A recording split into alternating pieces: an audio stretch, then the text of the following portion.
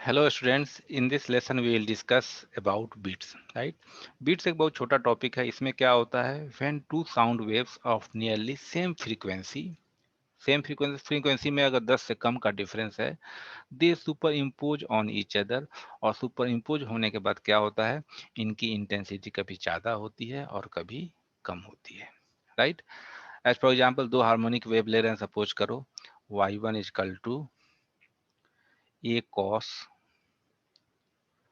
Omega 1t, और दूसरा है आपका y2 is equal to A cos omega 2t। दोनों की फ्रीक्वेंसी क्या है, न्यू वन और न्यू टू ले लेते हैं, एम्पलीट्यूड सेम है। दोनों जब सुपर इम्पोज करेंगे तो ये y इजकल टू हो जाएगा y1 प्लस y2, इसको हम लोग लिख देंगे ए कॉस ओमेगा 1t प्लस ए cos omega 2t।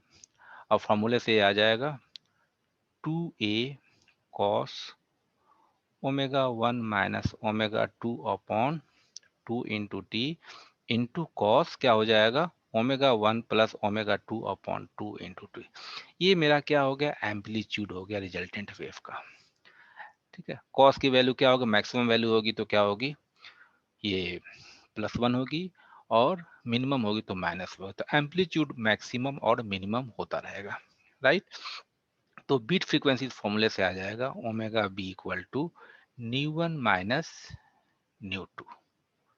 Resultant wave में क्या होगा, एवरेज फ्रीक्वेंसी से मूव करेगी, राइट। और ये बीट फ्रीक्वेंसी हो जाएगा दोनों का difference nu 1 minus nu 2, right. तो इसमें एक फ्रीक्वेंसी दी रहती है, तो हमें क्या निकालना होता है, दूसरी फ्रीक्वेंसी निकालनी होती है। इसमें कंडीशंस होगा, अगर मान लो ट्यूनिंग फॉर्क है, ट्यूनिंग फॉर्क का हम लोग फाइलिंग कर देने से क्या होता है, इसकी फ्रीक्वेंसी क्या हो जाती है, बढ़ जाती है। वैक्स लगाने से क्या होता है, फ्रीक्वेंसी क्या हो जाती है, कम हो जाती है। पियानो है या गिटार है, स्ट्रिंग में टेंशन बढ़ाने से क्या होगा, फ्रीक्वेंसी क्या होगी, इंक्रीज करेगी। टेंशन कम करोगे तो फ्रीक्वेंसी क्या होगा, डिक्रीज होगी। तो इसी बेस पे क्वेश्चंस आते हैं, राइट। बस 2-3 न्यूमेरिकल मैं इस पे कराऊंगा, और फिर हम लोग और क्वेश्चन करेंगे, ठीक है ना।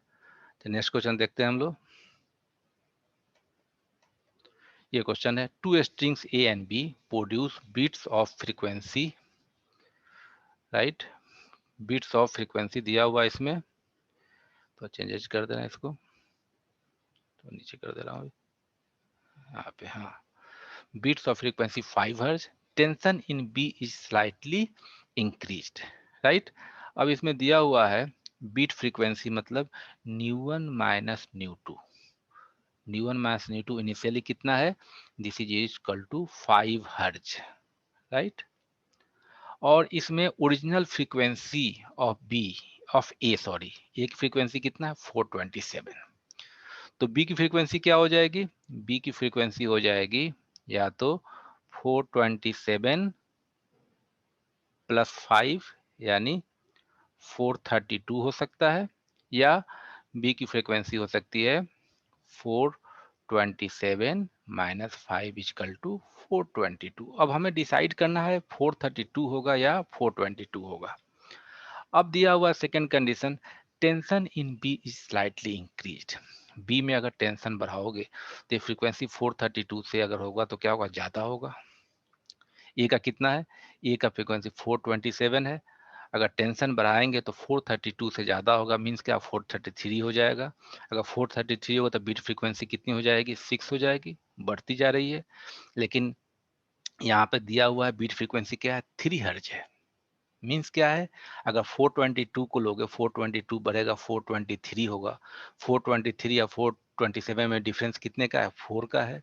एक और मान लो 424 हो गया तो कितना आ जाएगा, 3 हट जाएगा। तो इसका मतलब क्या है, 422 वाला कंडीशंस क्या है, सही है। तो फ्रीक्वेंसी ऑफ बी क्या हो जाएगी, फ्रीक्वेंसी ऑफ बी हो जाएगी दिस इज इक्वल टू 422 हर्ज। इस तरह से हमें सेकेंड कंडीशन से आइडेंटिफाई करना है ये फ्रीक्वेंसी क्या होगी, राइट। अब चलते हैं, एक और क्वेश्चन देखते हैं इसी टाइप का। ये क्वेश्चन है आपका, हम्म ये भी उसी टाइप का क्वेश्चन है। Two strings A and B produce beats of frequency 6 hertz, यानी उसी तरह लिख दो आप। पहले पिछले वाले क्वेश्चन में 5 था, इसमें कितना है, न्यू 1 माइनस न्यू 2 जो दिया हुआ है कितने के बराबर है, ये 6 हर्ट्ज के बराबर है। Tension in A is slightly reduced, कोई बात नहीं है। The beat frequency reduce to 3 plus 6 था, अब 3 हो जाए। The original frequency of A का फ्रीक्वेंसी कितना दिया हुआ है? ए का फ्रीक्वेंसी 324 है। तो बी का इससे क्या हो जाएगा? बी की फ्रीक्वेंसी हो जाएगी, बीट से अगर 6 है तो क्या होगा? 330 हो सकता है, या 324 माइनस 6 करोगे तो कितना हो जाएगा? 318 हो जाएगा। ठीक। अब सेकेंड कंडीशन है tension in A is slightly reduced, मतलब क्या हो गया? ए में हम लोग टेंशन को कम कर रहे हैं, तो क्या होगा? अब जो फ्रीक्वेंसी इसकी 324 दिया हुआ है वो क्या हो जाएगा? कम हो जाएगा। 323 हो सकता है, 322 हो सकता है, 321 हो सकता है। अगर 321 होगा तो क्या होगा? बी का फ्रीक्वेंसी 330 ले लोगे तो क्या होगा? बीट फ्रीक्वेंसी तो बढ़ जाएगी। अब यहाँ दिया क्या है? बीट फ्रीक्वेंसी कम हो रहा है, मतलब क्या होगा? अगर 23 है तो कितना होगा? ये 23 लेंगे तो ये 5 हो जाएगा, अगर 22 लेंगे तो 4 हो जाएगा, 21 लेंगे तो क्या होगा? 3 आ जाएगा।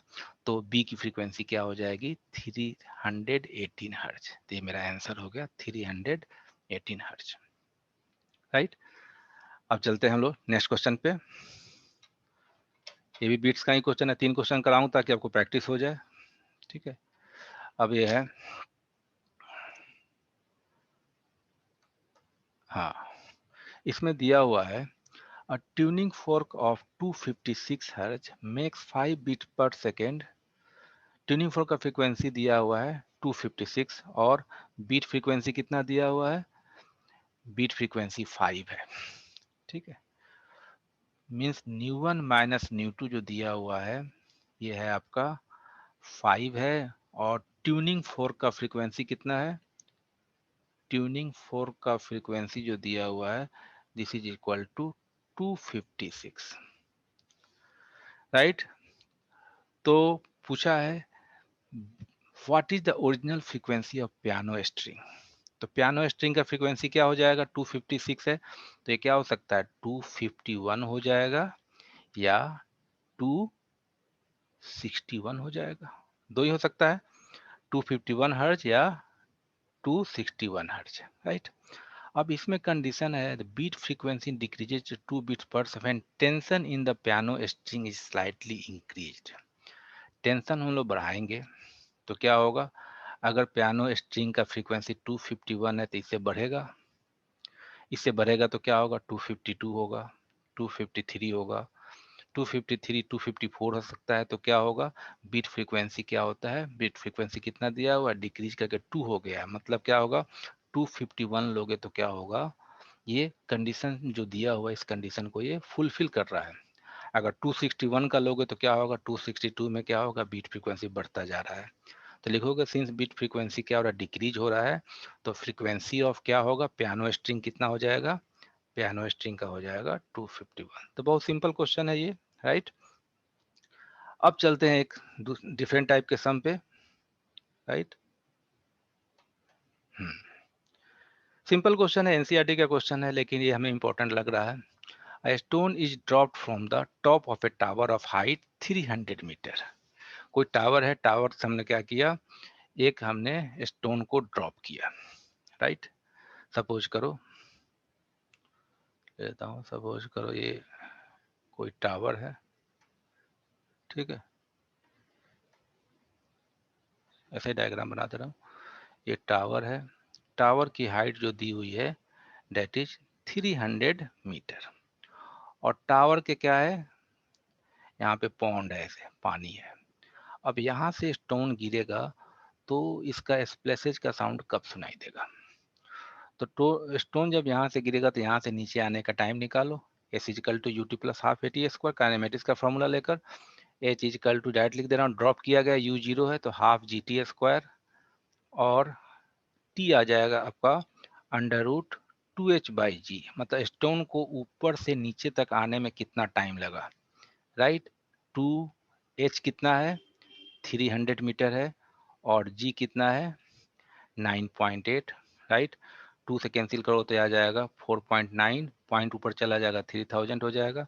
7 का स्क्वायर रूट अंदर में 10 रूट 30, अपॉन 49 का स्क्वायर रूट 7 आ जाएगा। सिंप्लीफाई करने पे आ जाएगा आपका 7.86 सेकेंड।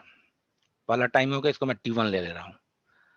अब क्या होगा, एस्प्लेसेज का जो साउंड होगा वो ऊपर जाएगा, तो इसमें हम लोग क्या करेंगे, time is equal to distance upon speed, तो T2 निकालेंगे, T2 आ जाएगा आपका डिस्टेंस अपॉन स्पीड, डिस्टेंस कितना है 300, और स्पीड कितना दिया है साउंड का 340 दिया हुआ है, 340 से डिवाइड करेंगे तो ये आ जाएगा अप्रोक्सीमेटली 0.8 सेकेंड ले लेता हूँ, राइट। 0.88 करके देख लेना, इतना सेकेंड हो गया। तो टोटल टाइम क्या हो जाएगा, टोटल टाइम हो जाएगा T is equal to T1 plus T2, ये आ जाएगा 7.86 प्लस 0.88, ये हो गया आपका 8.7, ये आ जाएगा 15 8 पॉइंट, ये आ गया 8.7 के आसपास में आएगा, ठीक है। 8.7 सेकंड ले रहा हूँ, ठीक है ना, इसी के आसपास में आएगा। तो जितने भी न्यूमेरिकल कराया है वो नीट के लिए इंपॉर्टेंट है, ठीक है। एनसीईआरटी बेस्ड क्वेश्चन है, लेकिन इस टाइप के क्वेश्चन जेई मेन में भी आए हुए हैं, नीट में भी आए हुए हैं, और सीबीएसई में भी आए हुए हैं, राइट। तो एंड कर रहा हूँ मैं क्लास।